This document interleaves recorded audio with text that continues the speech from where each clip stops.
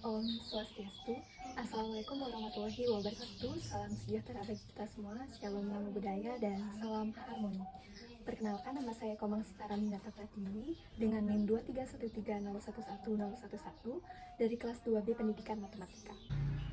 Di sini saya membuat video mengenai tugas akhir dari mata kuliah telaah kurikulum, yaitu analisis kajian empiris kurikulum merdeka di bidang pendidikan matematika pada tingkat pendidikan dasar dan menengah. Sebelum saya menjelaskan mengenai tugas saya, di sini saya sedikit menjelaskan mengenai materi kurikulum merdeka yang sudah kita semua pelajari di mata kuliah telaah kurikulum. Kurikulum merdeka adalah konsep kurikulum yang memberikan kesempatan bagi sekolah untuk mengembangkan kurikulum sesuai dengan kebutuhan dan karakteristik siswa. Kurikulum merdeka ini diperkenalkan sebagai upaya untuk memberikan ruang yang lebih besar bagi sekolah untuk menentukan pendekatan pembelajaran yang sesuai dengan kondisi lokal dan kebutuhan siswa.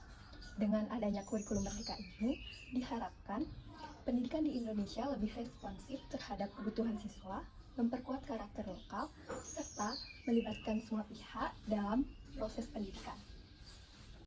Saya melakukan wawancara kepada salah satu guru di SD Negeri 4 Pemecutan di Denpasar, yaitu Bapak Iputu Jeffy Ratmawan SPD yang mengajar di bangku kelas 4 SD dan sekaligus menjadi fasilitator saya dalam tugas proyek UAS mata kuliah telaah kurikulum ini. Beliau mengatakan saat pertama kali diterapkan kurikulum merdeka ini, para siswa mengalami kekagetan terhadap materi yang diberikan dan mengalami kesulitan karena buku paket yang diberikan terlalu banyak warna dan gambar. Dari Pak Jeffy sendiri terdapat masalah, yaitu kesulitan dalam menyusun CP, PP, dan ATP yang tidak sinkron terhadap buku paket yang telah diterbitkan. Dari masalah yang dihadapi siswa dan guru saat kurikulum merdeka ini diterapkan, diperlukannya penyesuaian yang awal kepada semua pihak. Adapun masalah yang dihadapi Pak Jeffy saat kurikulum merdeka ini diterapkan, yaitu yang pertama, para siswa mengalami kekagetan kepada materi yang telah diberikan.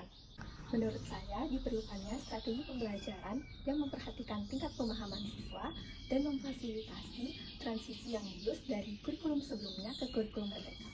Yang kedua, yaitu disebutkan bahwa siswa kurang memahami materi karena banyaknya gambar dan warna.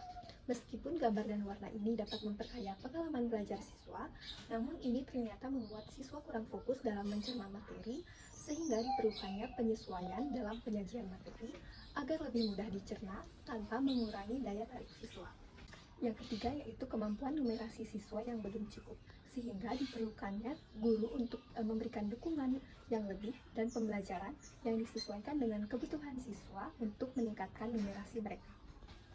Yang keempat, yaitu kesulitan dalam memahami soal cerita, sehingga menurut saya diperlukannya variasi dalam penyajian soal dan strategi pembelajaran yang mengaktifkan partisipasi siswa, sehingga guru dapat mempertimbangkan metode pembelajaran yang interaktif dan menyenangkan. Yang terakhir, yaitu yang kelima, dari guru sendiri, yaitu kesulitan dalam menyusun CP, PP, dan ATP, sehingga diperlukannya koordinasi yang lebih baik antara guru dan pemerintah agar rencana pembelajaran yang akan disampaikan kepada siswa dapat berjalan secara efektif. Nah, dari masalah-masalah tadi, saya memberikan pendapat mengenai solusi-solusi apa saja yang dapat dilakukan agar masalah tersebut dapat terselesaikan. Yang pertama, yaitu menyesuaikan tingkat kesulitan soal dengan kemampuan siswa dengan memperhatikan peningkatan pembelajaran yang lebih diferensial agar setiap siswa dapat memahami pembelajaran dengan baik. Yang kedua, yaitu memberikan bimbingan yang ekstra kepada semua siswa yang mengalami kesulitan memahami buku paket yang penuh gambar dan warna, dan menggunakan visual yang lebih sederhana agar para siswa mudah memahami materi tersebut. Yang ketiga, yaitu memberikan latihan numerasi kepada siswa secara terarah dan bertahap untuk meningkatkan kemampuan mereka secara bertahap. Yang keempat, yaitu memberikan latihan soal cerita yang lebih bervariasi dan menarik untuk meningkatkan minat siswa dalam memecahkan soal cerita. Yang kelima, yaitu memberikan pelatihan kepada guru untuk menyusun RPP yang sesuai dengan kurikulum merdeka. Sekian video saya mengenai analisis kajian empiris kurikulum merdeka di bidang matematika pada tingkat pendidikan dasar. Saya akhiri dengan para Santi, Om Santi Santi Santi Om.